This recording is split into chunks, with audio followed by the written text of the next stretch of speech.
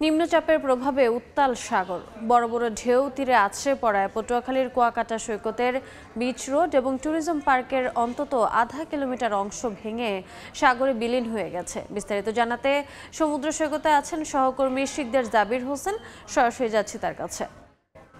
জাবির, একেতে অমাবস্যা, তার মধ্যে নিম্নচাপ, এর ফলে ফুঁসে উঠেছে বঙ্গোপসাগর। উত্তাল সমুদ্রের ঢেউ আছড়ে পড়ছে কুয়াকাটা সমুদ্র সৈকতে।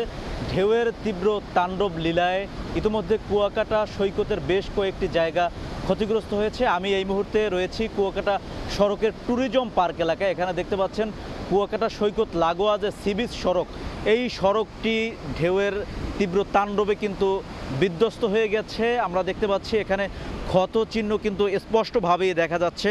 শুধু এই কুয়াকাটা সমুদ্র সৈকত নয়, সমুদ্রের যে পানির উচ্চতা 2 থেকে 3 ফুট বৃদ্ধি পাওয়ায় পটুয়াখালীর উপকূলের বেশ কয়েকটি নিম্নাঞ্চল প্লাবিত হয়েছে। বিশেষ করে বেড়িবাঁধের বাইরের যে জায়গাগুলো, সেই জায়গাগুলো কিন্তু পানিতে প্লাবিত হয়েছে।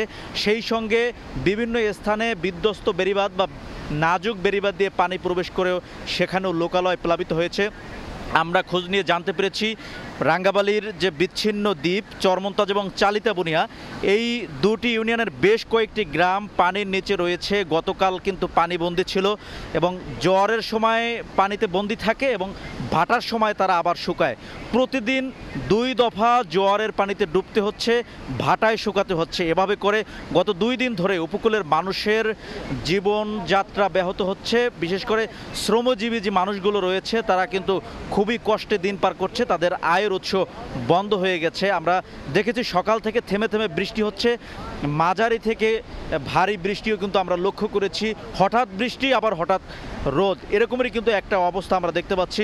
হঠাৎ করেই কিন্তু ঝড় হওয়া হচ্ছে, সেটিও কিন্তু আমরা লক্ষ্য করেছি। আমরা দেখতে পাচ্ছি সমুদ্রে এখন কিন্তু জোয়ার শেষের দিকে, ভাটা লাগার সময় এসেছে। তবুও কিন্তু পানির যে উচ্চতা কিন্তু কমছেই না। স্বাভাবিক কারণে ভাটার সময় আমরা দেখতে পাই জোয়ার, পানির উচ্চতা কিন্তু অনেকটাই কমে যায়, কিন্তু এখানে অস্বাভাবিক জোয়ারের কারণে ভাটার সময় পানি কমতে সময় লেগে যাচ্ছে, সেটি কিন্তু আমরা লক্ষ্য করেছি। আমরা দেখতে পাচ্ছি এখনও কিন্তু স্বাভাবিক সময় যে জোয়ারে যে পানি থাকে, সে পানি কিন্তু এখন ভাটার সময় আমরা দেখতে পাচ্ছি। তো পটুয়াখালীর কুয়াকাটা থেকে আবহাওয়া পরিস্থিতির এই ছিল আমার কাছে সবশেষ। সরাসরি যুক্ত ছিলাম কুয়াকাটায়।